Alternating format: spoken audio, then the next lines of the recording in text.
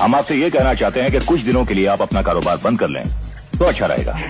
वाह, मैं बोल लूं, हम जो इतना रुपया पानी की तरह आप लोगों पर पाते हैं वो इसलिए कि आप हमसे आकर बोल रहे कि हम अपना धंधा बंद कर दें। अरे होगा पावरफुल, हमने बड़े बड़ों के पावर ढीले कर दिए। कमिश्नर, इस इलाके में एक ही आदमी पावरफुल है और वो है शमशेर सिंह, ठाकुर शमशेर सिंह।